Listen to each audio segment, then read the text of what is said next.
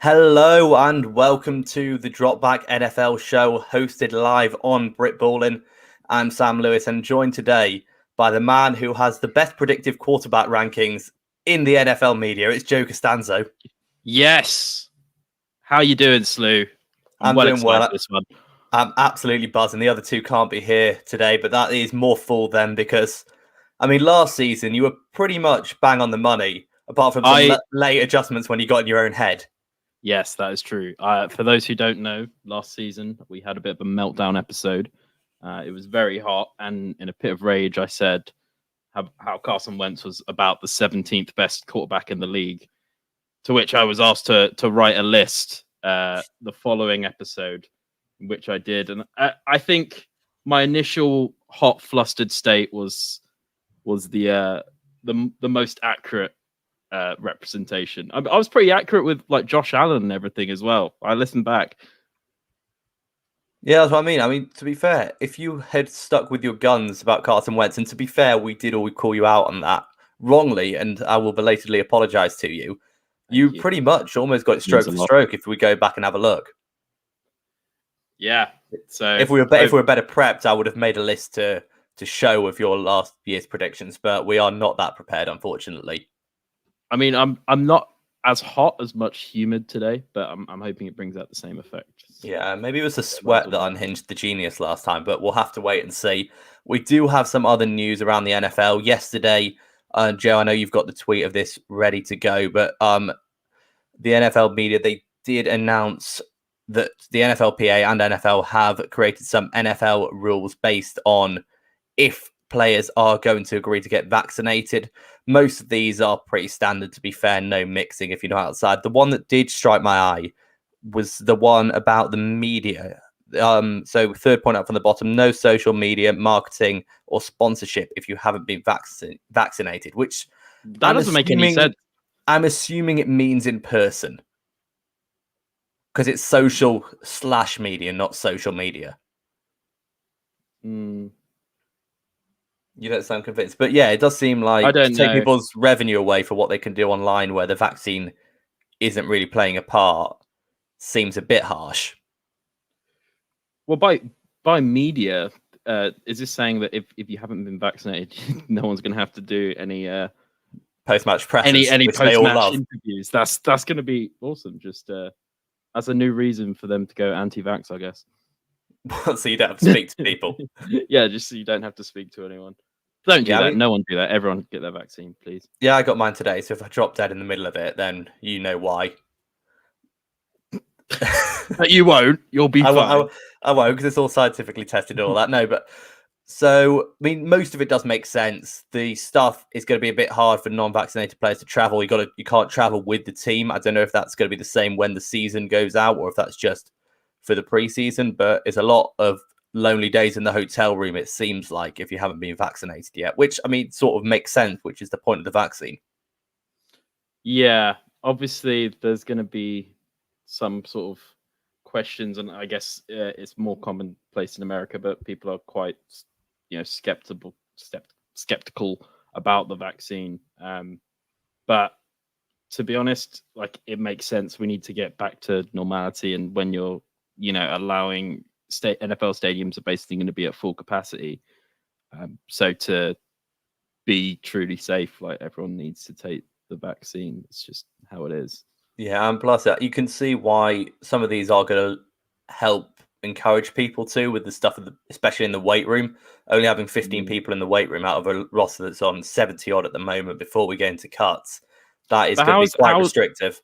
How is that going to work? Like, there's no restriction if everyone in the weight room is vaccinated, but are they going to split up? Like, I'm just thinking logistically. I assume there's non-vaccine times you have. Yeah. So if you're not where you're only allowed in the gym, where if you do an elite sport, you're only allowed in the gym at these times if you've been vaccinated. Yeah. I always hated those gym times because they're the best times you could get. I doubt they probably just to try and get them to get vaccinated, they'd make those hours like 11 till 12 p.m. Yeah, it's strange when you look at the numbers of people in teams that have been vaccinated. Like the majority of coaches, I think it's like 90% of coaches around the league have done, which is encouraging, but there's half the teams are less than 50% vaccinated player-wise at the moment, which, I mean, is worrisome because you don't want another year ruined by a load of breakouts. Yeah, that's crazy. I wonder how that reflects on like just overall America's figures on vaccinations. Like, is the NFL average lower than the American average? I don't know, Joe. If you got these sort of questions, you should have come with answers. I'm not going to lie to you, mate. I don't know. It's just what I thought of on the spot. It's nothing. Do you think this will help? I mean, or do you think the people that aren't getting vaccines aren't going to be, dissuaded by that? I feel like this is a look at just the percentage of how many people are getting vaccinated in the NFL, and this is kind of a push to get them vaccinated. To be fair, because it's almost making the restrictions make it so inconvenient to have the life of a normal NFL player that it's sort of a push towards that. But yeah, I think it will probably work just because once, especially if you're on a team like the Bucs, have no limitations. Yeah, exactly. And it's the players you worry about are the ones that are like, oh, I don't know, I'm gonna have to do some research for myself. But what more research do you want? Teams are bringing in experts for you to talk to. Why do you think, unless you've done a degree in some sort of medical sciences, how your research is going to be any more effective than someone you can speak to? Yeah. Which is why, because we haven't done the medical science degree, I think that's about as deep as we can go the topic without absolutely pulling it out of our ass. It just makes me sad just talking about like coronavirus stuff still this age. Yeah, I'd rather move on to the Madden 22 trailer release. It looks like we're actually finally getting some sort of franchise changing, which is beautiful to see.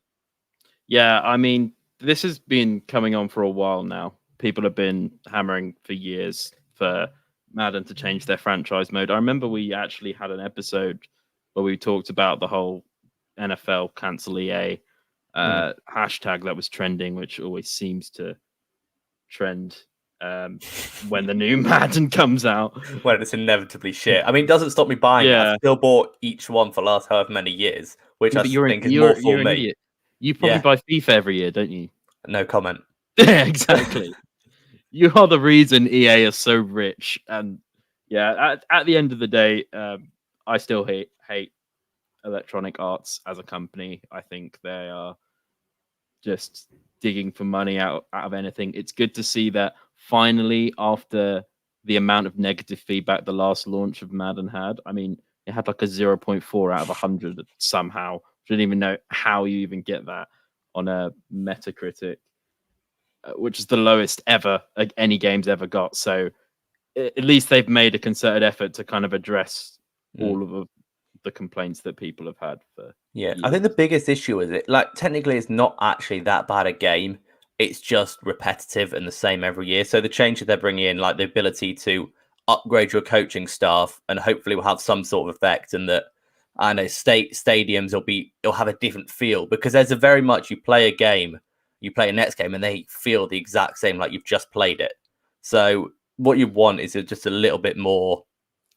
I know diversity in game to game. I don't know.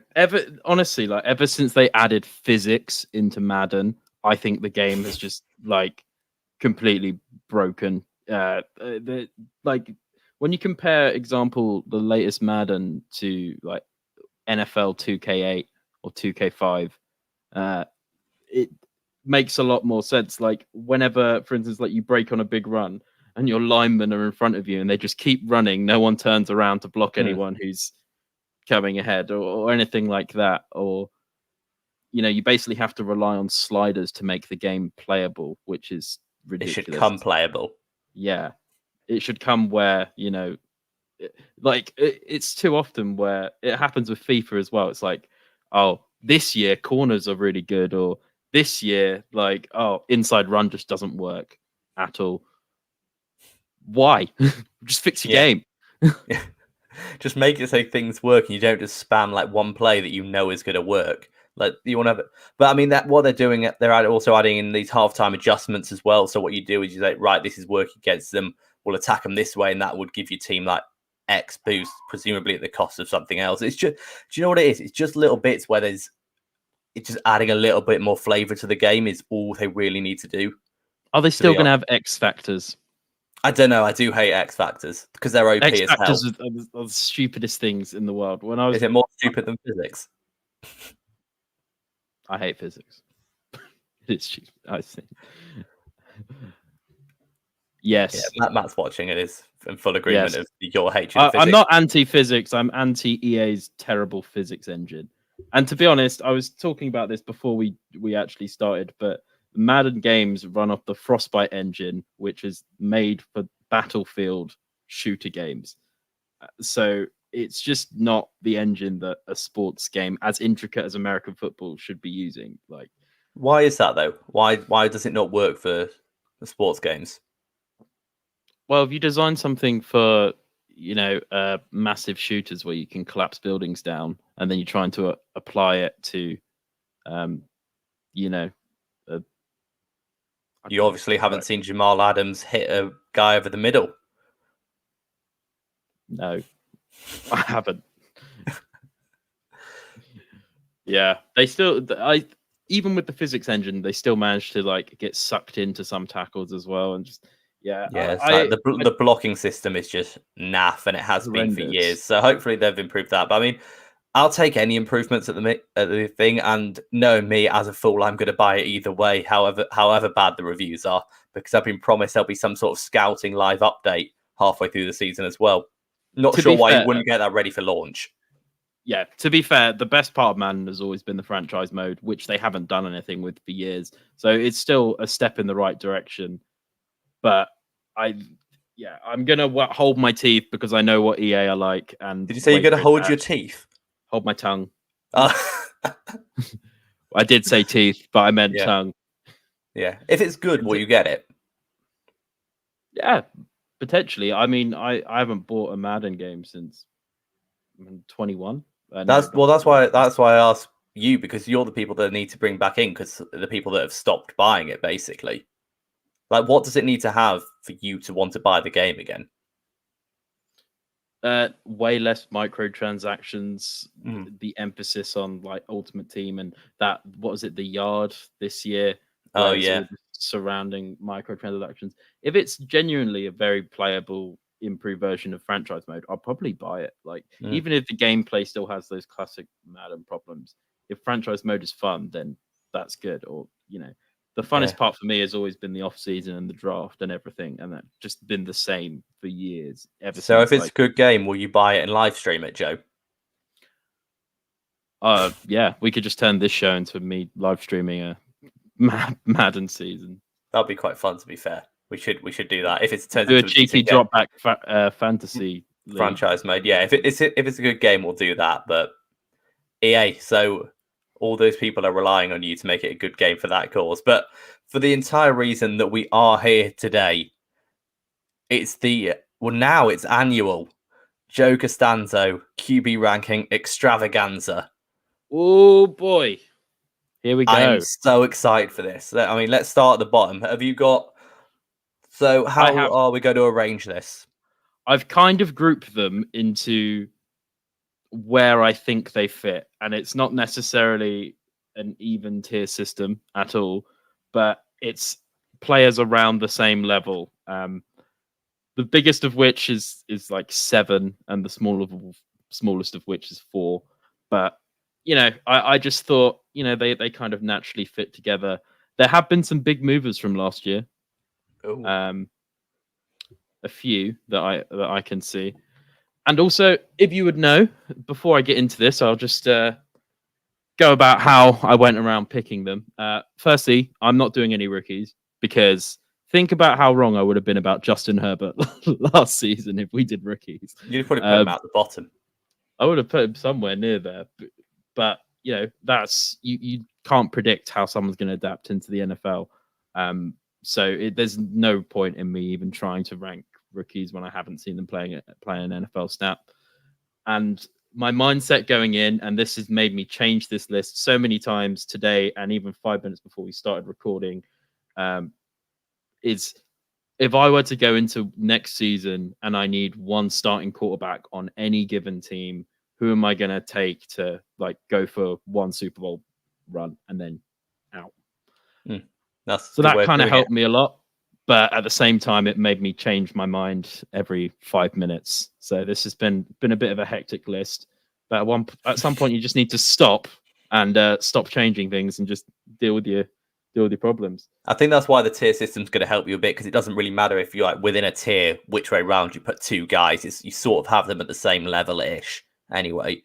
But I mean, no pressure and everything. But we've got Matt tuning in, and who is stuck at work at the moment, but is going.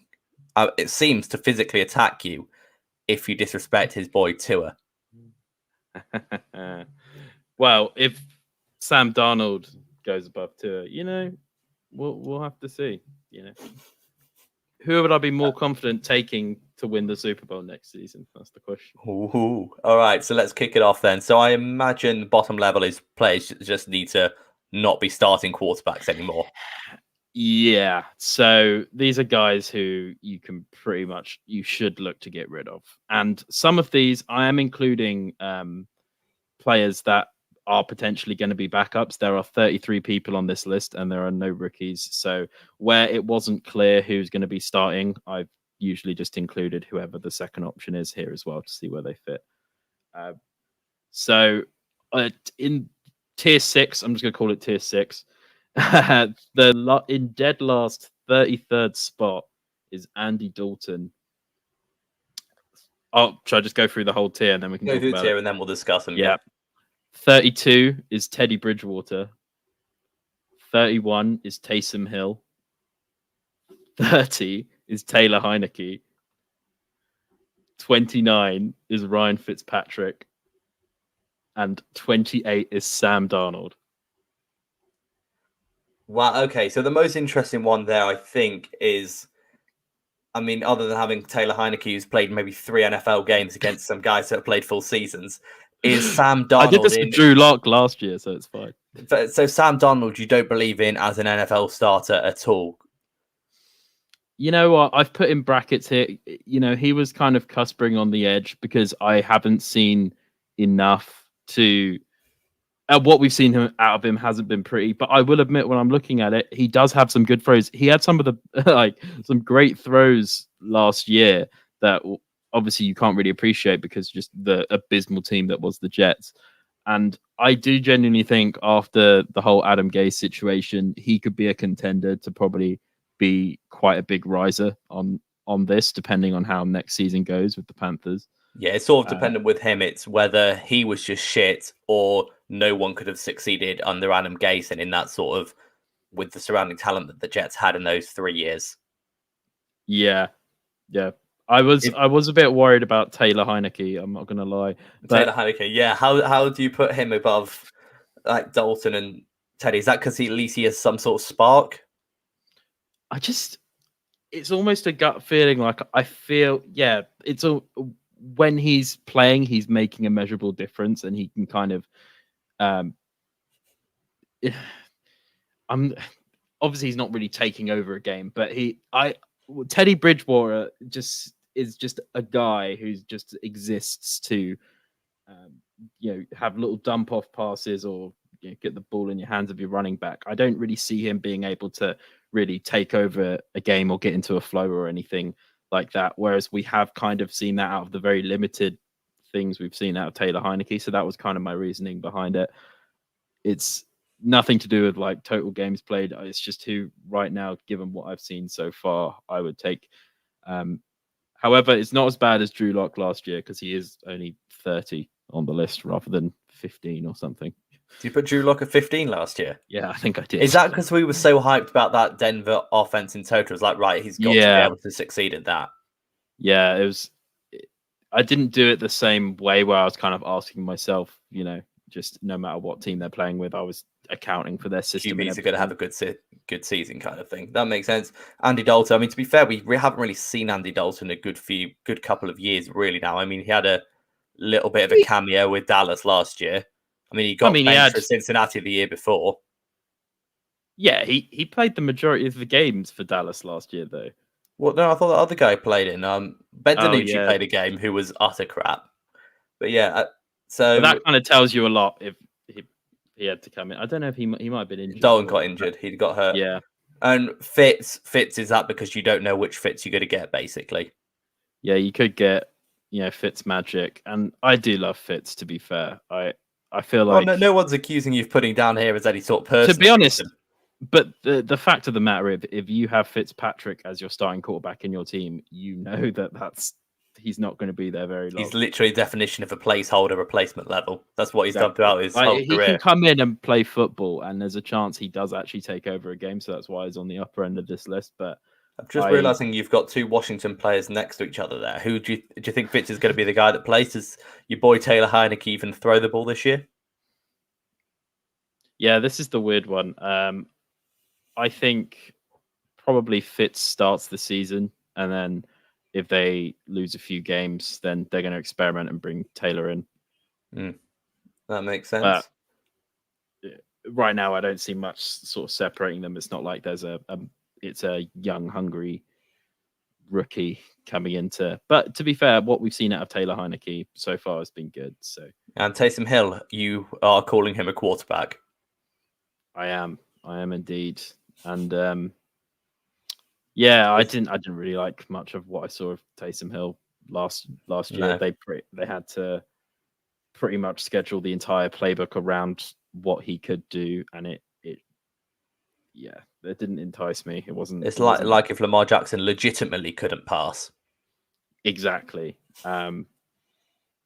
Yeah, not just the Instagram trolls, but yeah, genuinely, I think Taysom Hill's a good athlete, and you can do a lot with him, but I don't think he's a long-term solution to the QB I don't think anyone's going to really argue that point. I mean, if he was, he would have been named starter already.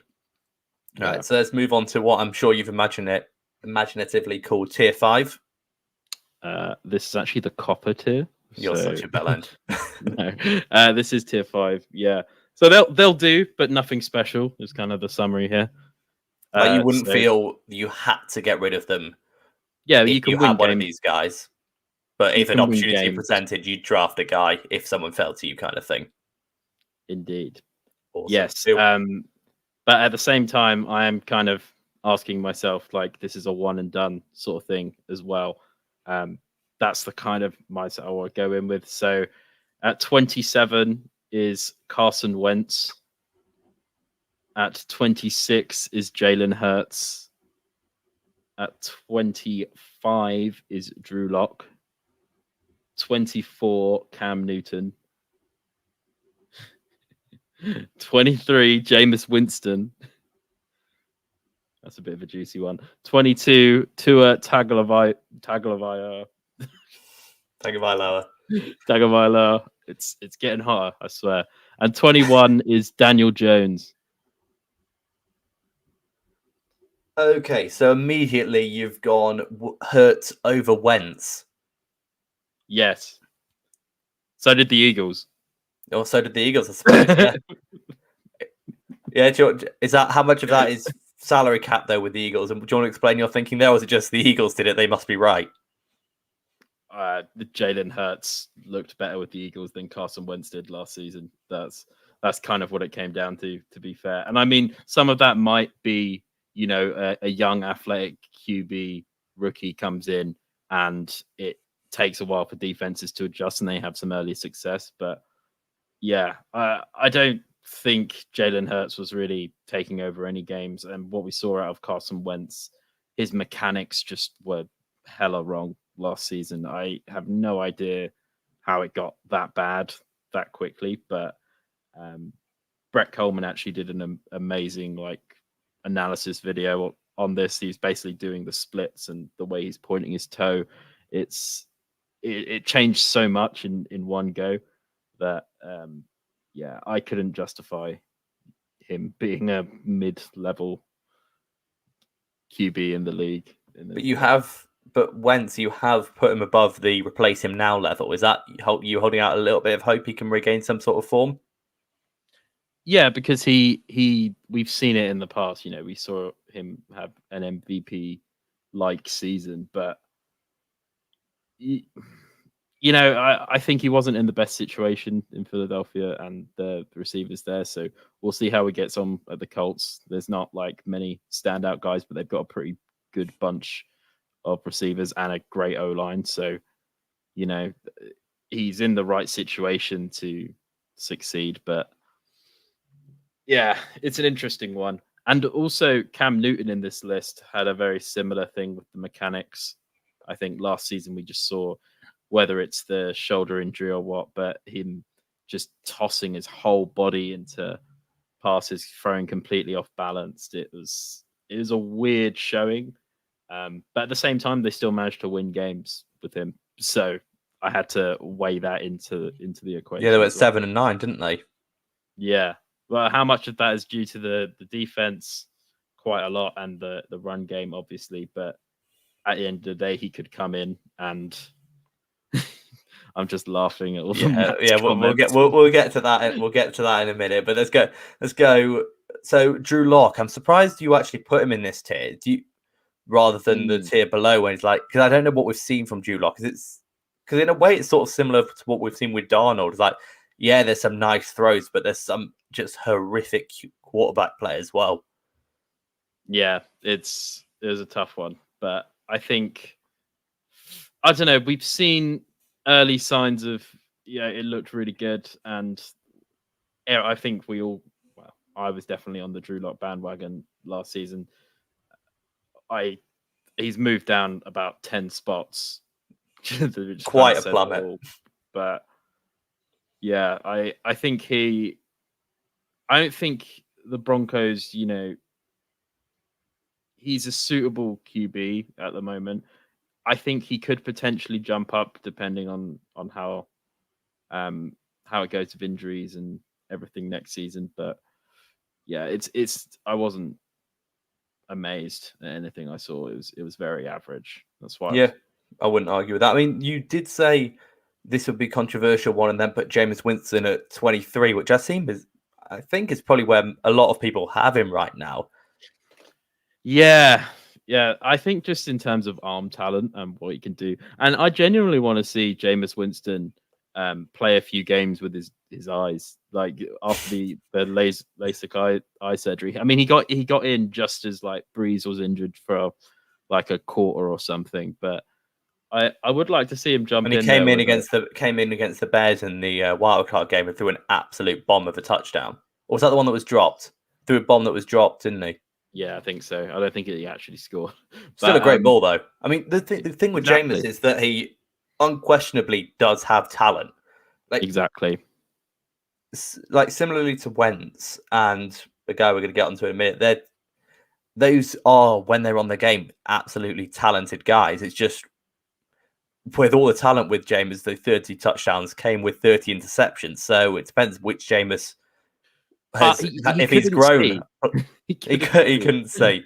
I can't believe he was playing that whole time and he couldn't see anything. I think it's been blown out of proportion how much he couldn't see, because I don't think a coach would let him on the field if he was legitimately blind.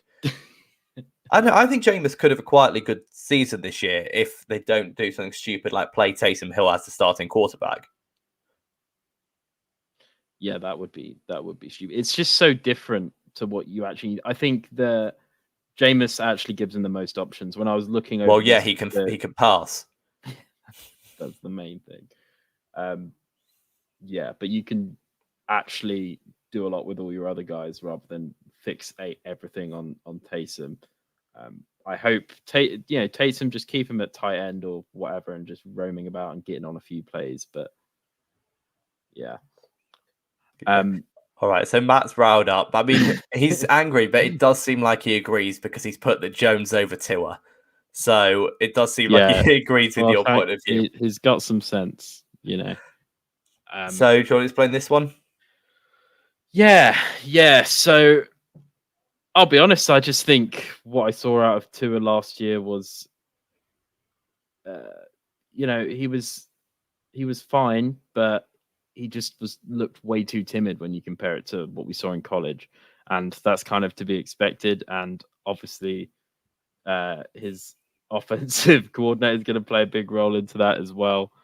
But yeah, that's a good point actually, because he was basically playing in a throw it up offense made for Ryan Fitzpatrick, so it's not going to suit his quick passing game anyway. So hopefully, with two co-offensive coordinators, they can find a way to get something for Tua.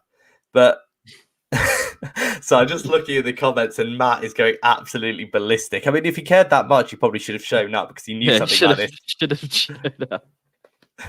The weird thing with Tua, though, I mean, you've put him at the top end of like a decent level player, so it's not like you're hating on that. I don't think I can remember like an entire, not even fan base, but every fan base turn on a player as quickly as they have turned on Tua. Oh yeah, I think the Tua hate is ridiculous that he's getting. I mean, at the end of the day, he's a rookie QB coming into his second game. Like when the media were just coming off a major injury. Yeah, and I was talking about recently the news about the monsoon practice where he threw 5 interceptions or whatever, and then Matt, of all people, surprisingly enough, that I saw on his Instagram, it showed that they didn't give a crap about the next practice where he threw no interceptions and a couple of touchdowns. That wasn't reported. No offense, but people shouldn't have to care about that. People should be throwing touchdowns in 7-on-7 practice anyway. But I mean, the thing is, if he's being told to be aggressive and apparently he's being told to make throws he wouldn't necessarily make in games, so he knows his limitations a bit better. And on the first you're good to throw practice. You're going to throw picks. Exactly. So the Tua hate is a bit ridiculous. And to be honest, the Daniel Jones decision is just based on what I've seen, so far. I think Daniel Jones is timing on like certain routes is a bit better than what I've seen out of Tua so far, and just he will throw it when the receiver makes the break a bit more than what I've seen out of Tua so far. This is another one where Tua could have a really strong sophomore year and jump up a fair bit. But also, I have to say, like, even when we're at this point in the list, which seems quite low down, but the actual, like, it's not as if, even when you look into like the mid-20s, you would just, the standard of quarterbacks in the league is not great. I mean, compared to last year, the standard of quarterbacks in the league is significantly better. No, I mean, it must be if you were Drew Lock at 17 last year. That is true. The thing with Daniel Jones, the thing with Dan Jones and Tua that's got Matt so riled up is I don't think either of us are saying that Tua doesn't have a higher ceiling than Dan Jones, but you can only judge this from what you've already seen on an NFL field. And to be fair, Tua hasn't been great on an NFL field. I think long term, absolutely, if I was picking between those two, I would take Tua to start a franchise with. But as of right now, Tua hasn't shown that he's a quarterback for one season. Also, and this is a very marginal difference between Tua and Daniel Jones. It's not like I'm saying Daniel Jones is elite or anything. I'm not expecting Daniel Jones to come in and take over games, but I'm also not expecting Tua to do it, and Tua hasn't really shown that from what I could see so far. That I think he will this year, but you can't. Yeah, if you're doing this from what you've already seen, then I understand why. That's all I can do. That's the reason I can't put rookies on the list, Because All right, so let's go tier 4, which is only 4 people here. So, what was the criteria for this tier? It has talent, but to be fair, I mean, Matt is completely thinking with his Dolphins head on, though, isn't he? He's like, he will not hear any Tua critique, let alone Tua slander. He won't stand for it. He won't have it. So the criteria for this tier is, they have talent, so they have the ability to potentially take over a game, and we've seen that ability out of them, but in recent years in particular they haven't been in the upper echelon of QBs. This one might be a bit of controversy here, but so I've got 20 is Jared Goff, 19 is Jimmy G. 18 is Ben Roethlisberger. 17 is Kirk Cousins. I mean, to be fair, 3 of those are the exact same player, just in different levels of good looking and where they play in the league. But I reckon Goff, Jimmy G, and Kirk Cousins are pretty interchangeable. I think you've got it right that Cousins is probably the best of the 3, but I mean, there's not really a whole lot separating those 3. I feel like you might have an issue with Ben, though. I do have an issue with Ben. Yeah, that's a bit of a controversial one. That's why I was a bit. Because I remember watching last season and thinking this guy is not an NFL quarterback anymore.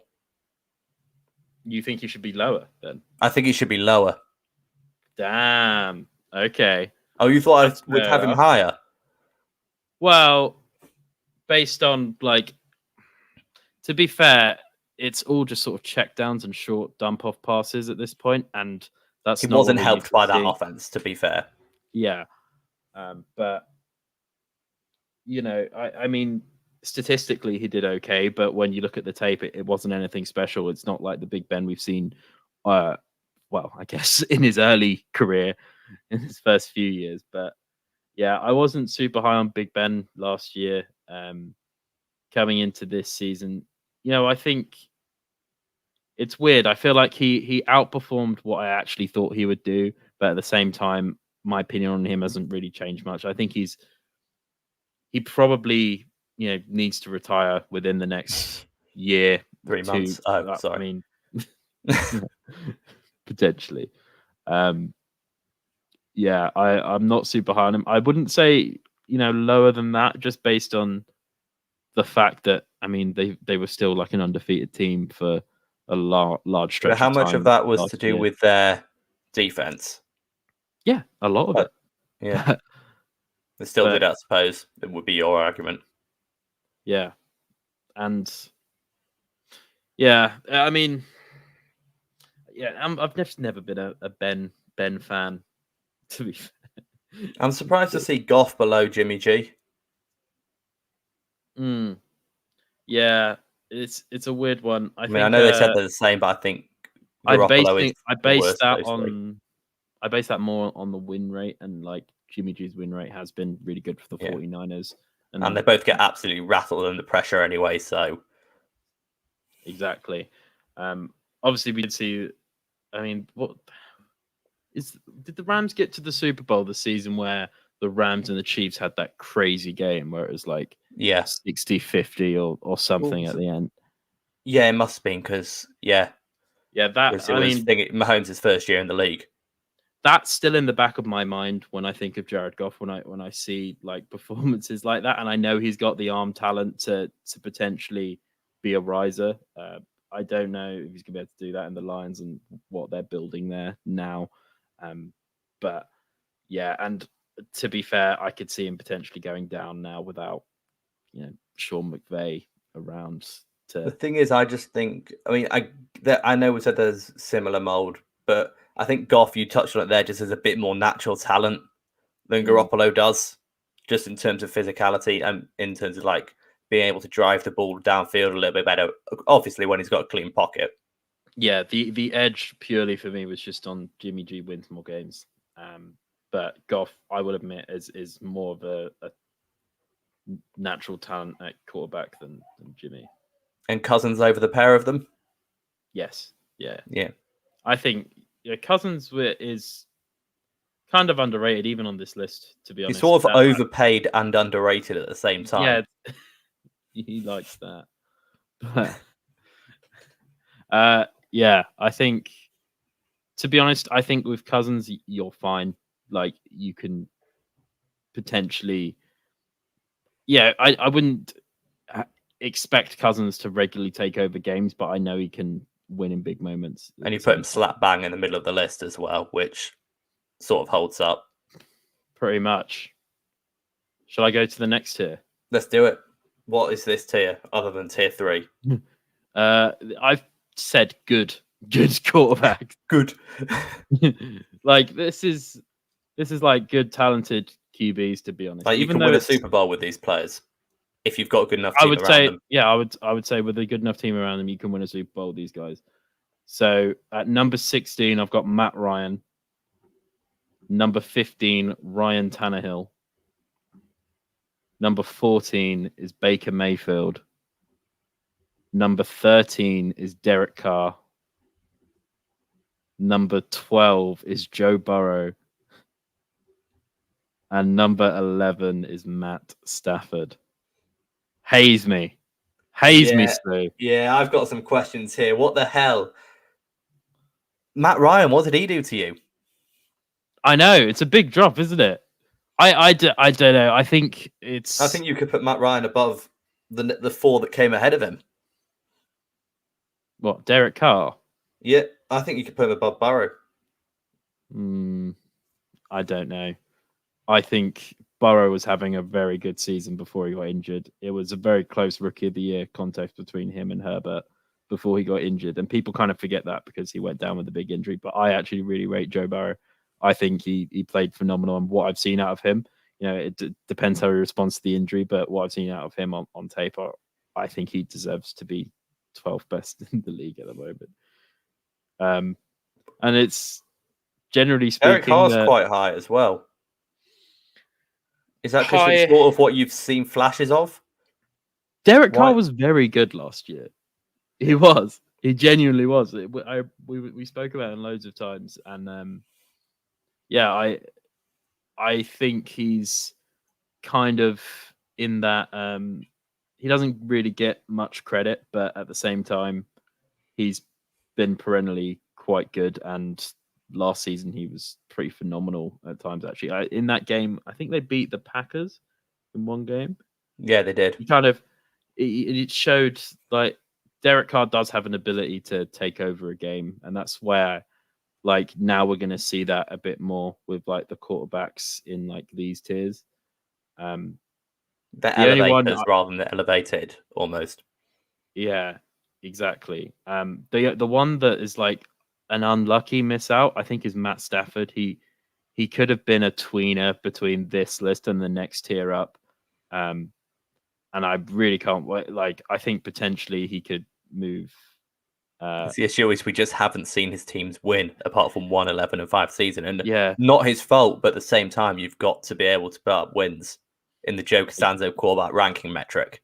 Exactly. Because if you want your team to win, you want your quarterback with a proven track record. Precisely. Thanks. Just lay it all down there, Stu. Lay it down for me. I think also Baker Mayfield and Ryan Tannehill have. It's interesting that they're so close together. I think Tannehill's got a bigger arm, but Mayfield's a better player. Yeah. I think Tannehill is a great player, and what we've seen of him recently is now that he's not stuck. Yeah, if you would put him here 2 seasons ago. Exactly. I would have been called insane. If I'd put him in when he was still at the Dolphins, I literally would have been a crazy person. But yeah, it shows how much quality coaching can change a player. So that's why I'm hopeful for Sam Darnold to be a big jumper next year as well. I am still a bit surprised with the Matt Ryan one. What has you about him that has him sort of so low?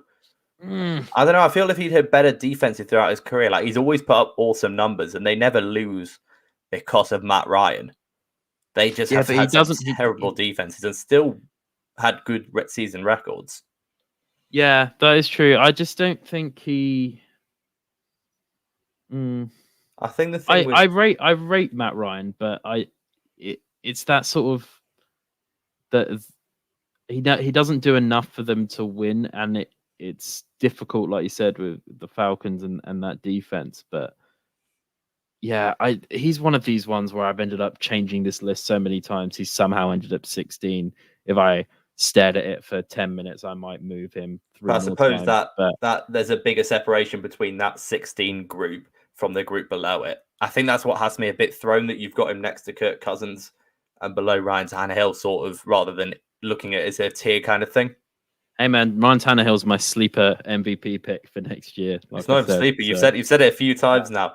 Do you think with Matt Ryan, he's sort of like a supercharged version of that Kirk Cousins group? Like he doesn't have any elite physical traits, but he's just a really good quarterback. Yeah, he's a jack of all QB, but he is a pure pocket passer as well, so it fits that mold. But he's a great player. I do really rate Matt Ryan. But when I look, like, there's other people in this, I wouldn't have him above Derek Carr for sure. Like him, Baker Mayfield, and Ryan Tannehill could interchange a lot, in my opinion. But I've just put it. I decided to stop editing this bloody list once in a while and just read it out. But I couldn't justify him putting him over Derek Carr, Joe Burrow, Matt Stafford from what I've seen. What's interesting about this tier, apart from Matt Stafford, is like none of them have sort of top tier arm talent. Is that what's stopping sort of them reaching that next level? Derek Carr's up there. Derek Carr's up there. That's true, but he doesn't. He never sort of utilizes it. Like he can put it into tight windows. He just chooses not to a lot of the time. Yeah, I think it is a shame like Matt Stafford couldn't go in the group above, because he, like so many other quarterbacks around the league, speak about how he can literally throw it from any angle. It doesn't matter, like if he's like rolling outside the pocket or throwing across his body or whatever, he'll make the throw, because it's it's kind of led the way for players like Pat Mahomes to come down further on down the line. So, all right. So, speaking of that next tier that you couldn't quite get him into, what is this next tier then? Very good options. To be honest, I kind of you mentioned the tier thing just before we started, so I didn't have time to give good names. All right. So, what have you got for it? Who have you got? Number 10, and I don't think he's actually moved from last year, is Dak Prescott. Number 9 is Justin Herbert. Number 8 is Josh Allen. Number 7 is Kyler Murray. And number 6 is Tom Brady. You may have some questions about this one. Yeah, I think that's low for Prescott as well. I was thinking about this. And part of it might just be my bias from him going down last season. To be fair, I think before he went down, he looked amazing. And, the thing is, I know Dak is definitely a top 10 QB and he could move a little bit up or whatever. But what I saw out of Justin Herbert and his arm talent last year, I think I just gave him the edge just because of his pure arm talent. Like we said, with these new wave players like Pat Mahomes and everything, like he's got a little bit of that in him. So that's kind of given him the edge for me. And Matt is absolutely raging. I mean, to be fair, if you go, no one gets injured on purpose either. I do think Dak's low, especially putting him below Kyler. I can see why you put him below Josh Allen coming off that MVP caliber season.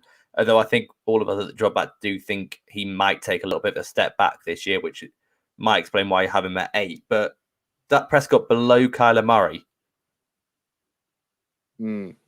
Yeah. I think it's another thing. Like Kyler Murray's got Kyler Murray, Josh Allen, Justin Herbert all have amazing arm talent. And you just love being wowed, don't you? Yeah, I like people who can throw it from weird angles, and those 3 guys can do it. Josh Allen to a lesser extent, in a way. But yeah, that makes me off-platform throws make me excited. So I guess that's why. Kyler Murray also, you have to factor in his legs compared to some of these other guys. He's very elusive runner. He's extremely quick, second fastest QB in the league. But I mean, Dak Prescott's no slouch on the ground. It's an absolute weapon around the goal line as well. Yeah, you've got a goal line QB like Cam Newton, and but then there's something else to actually being elusive enough to duke out defenders as a quarterback, and so that kind of gave Kyler the edge for me is his ability on the ground as well. And also, he hasn't had much of an O-line this whole time. He's been like, they haven't made massive splunges in free agency or the draft to pick up. Yeah, I don't know. I just see Kyler at this point of his career. I don't. This isn't a slight on him. Well, I mean, it actually is because it's a criticism of being up there. I mean, he's had some like wild plays. I just don't see him sort of like elevating his team and like the wins. Like other than that one, that Hail Mary against Buffalo, where obviously Hail Mary. that's a fuck off, great clutch play, but I don't see him like consistently raising people around him. That was a lot up to DeAndre Hopkins as well. Yeah, I mean, they were both immense on that play, but I don't know. I just don't see Kyler as a franchise quarterback yet. Like, he's definitely the potential, and he probably will be. But I don't know about that. Would you rather have Kyler Murray than Dak Prescott, honestly, for one season? Yes, I think so, because of his legs. I think you can do a bit more with Kyler. It's difficult, isn't it? Like at this point, to be fair, you wouldn't. I think we're being pernicious. You almost wouldn't. Especially this top 10, I've changed around so many times. So it's cool having Dak Prescott at 10. Having Dak Prescott at 10 is going to allow us to use that for clickbait anyway, so it's fine. So thanks for that, Joe. But Brady just falling out of what I'm sure is going to be that elite tier. Yeah, this is because when I was thinking about it, I experimented with moving Brady all the way up to 3 for his ability. Just wouldn't take, would it? Lift the people around him. But then I remembered the season he had with the Patriots, when they had literally no weapons around him, and I asked myself the question, on any given generic team, if we stuck him in, could he do what he's done? And he's got a very unique situation with the Bucs. He's an amazing player, don't get me wrong, but to be kind of, did he not just elevate a random 7-9 team to the Super Bowl? And he brought in a bunch of his mates. Yeah. Does that not count? Do you not get Brady plus Gronk? Yeah, plus Antonio Brown, plus a lot, basically all the free agents that they signed that offseason. Yeah, so I don't know. Like, he kind of moved up and down. I do think he can definitely elevate a team, and to be honest, I would want him just for when it hits the playoffs. So maybe if we could have a relief pitcher, relief QB, Tom Brady comes in for the playoffs and Lamar Jackson can step out. Fair. All right, so Lamar Jackson, I imagine, is coming in at this next tier list, which is Joe's elite QB tier. Insert video package that I'm sure you've made, right, Joe? Yeah. Right. If you just want to roll the footage. All right, cool. All right, get going. Drum roll, please. So the elite category, I've got number 5, Lamar Jackson. Number 4, Deshaun Watson. Number 3, Russell Wilson. Number 2, Patrick Mahomes. Number 1, Aaron Rodgers.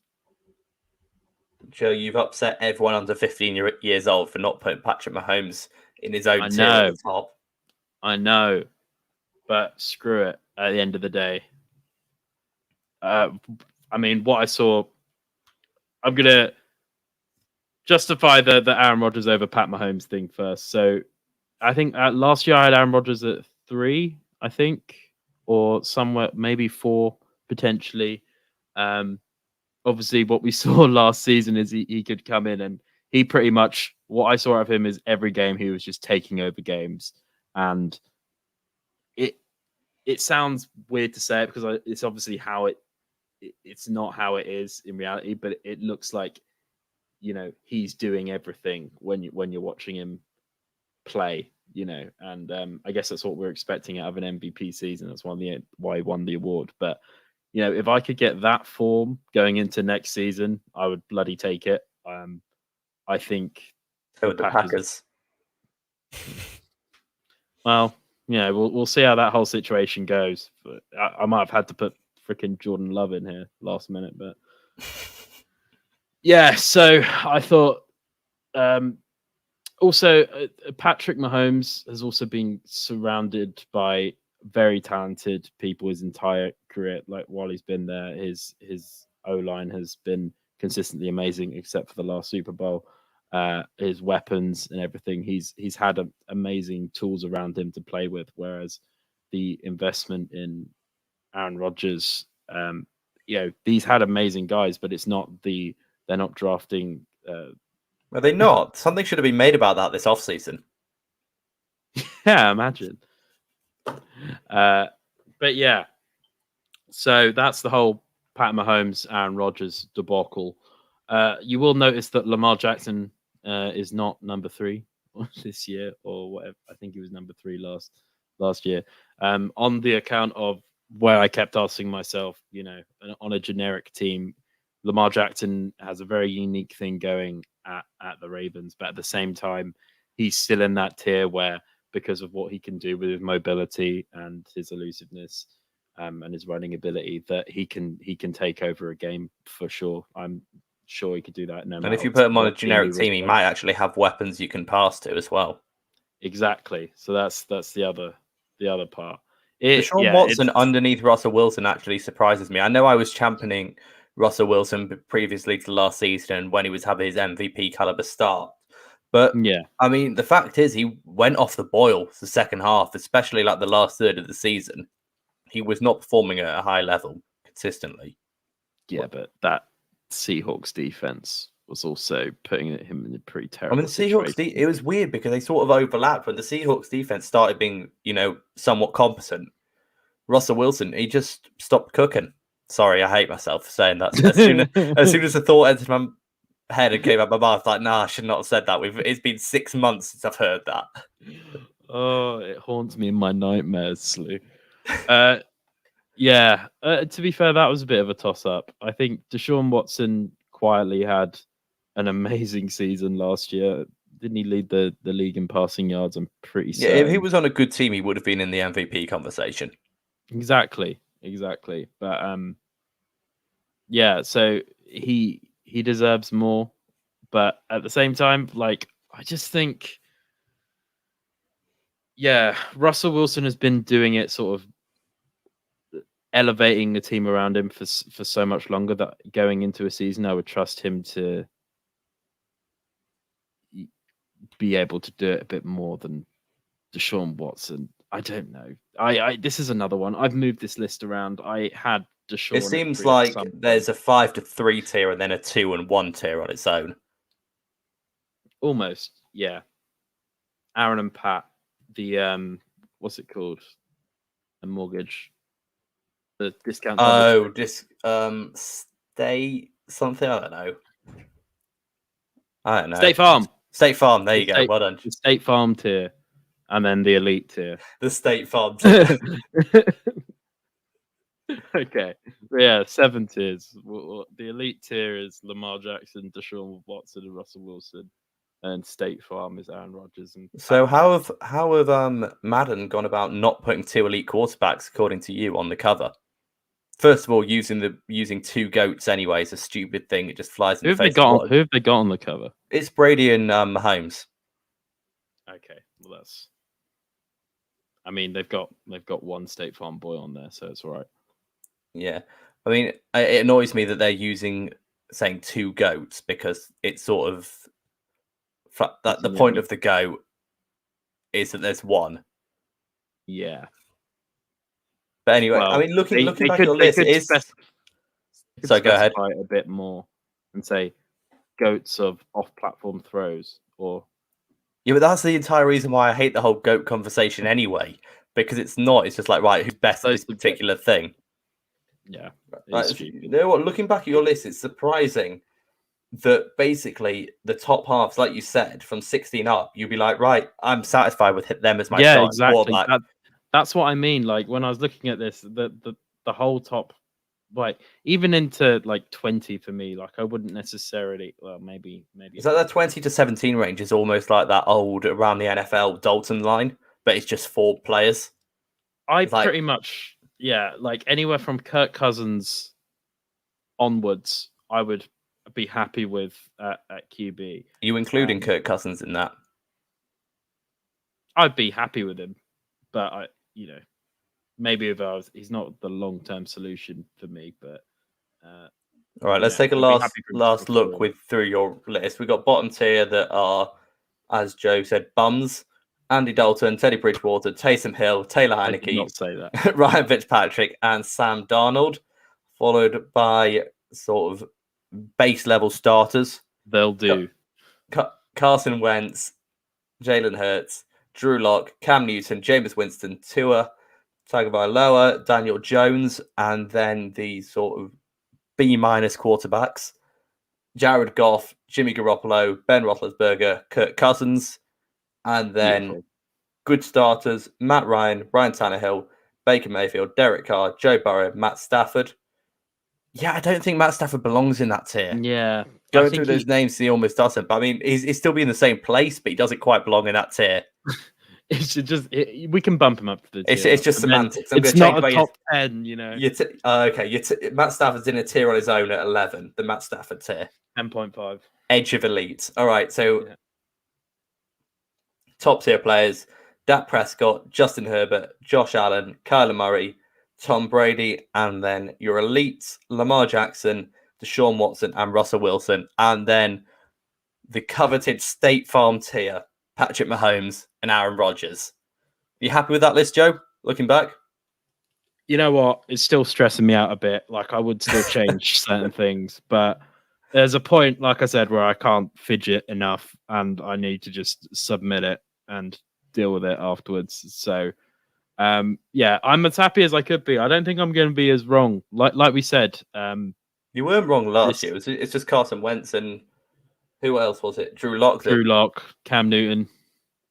But the thing is, the guys you've got low this year, you haven't got anyone high that probably shouldn't. That's going to fall off a cliff. Your low guys are ones that sort of haven't proved it yet, or you know they're probably going to be low. Yeah, that is true. I would say the biggest potential for risers would be Sam Darnold. Not Tua. Well, I'm going from the bottom up. Okay. So Sam Darnold, Tua, Jameis Winston potentially as well. Wentz. Yeah, if Wentz has a bounce back season, he could jump back up. I don't know where I could if he would who could rise. plummet. Derek Carr could potentially plummet if he has a very bad season. I could see potentially Kyler Murray falling out of the top 10 / very good options. Looking at it, that 16 to 12 or 16 to 11 tier, it's sort of like you'd feel a bit funny like paying them top level QB money because you're not sure they're going to be able to carry a team on their own. It's like when Baker Mayfield's contract comes up, that's going to be an interesting conversation. Like he's been good in the league. Yeah, that is true. But if they can't build a great team around him, what's he going to be able to do necessarily? That's kind of what happened with Derek Carr, though, and he got paid. He was like the highest paid QB at one point. So yeah, but I mean, how much of that is not being able to pay a roster, and how much of that is just selecting weird guys and bumming people off because you don't want them on your team anymore for weird reasons? Good point. The inner politics of general management with Slew. Right, I think that probably brings us to the end of the show, though. To be honest, I mean, it was less dramatic than last year, but hopefully just as accurate. There was less people shouting at me as well, which probably helps. And less sweating and being topless as well. I mean, maybe I am got sweating. A video. I'm just not topless, so it's fine. So it's a win for everyone. But thank you for Britballing for giving us this platform to do live shows on, and we're going to repay you by not having Joe topless on them. So it's another win all round. Make sure you check out all of our social medias. It's at The Dropback on Facebook, Twitter, and Instagram. TheDropback.com for our website, which is articles and more. And this will be available as a podcast tomorrow. Make sure you're checking out our podcast. We've got one coming out next Tuesday with an interview with a new YouTube series. So you have to listen in to find out what's going on with them. Live streams every Thursday at 7:30. I've been Sam. I've been Joe. And until next time, goodbye. Peace.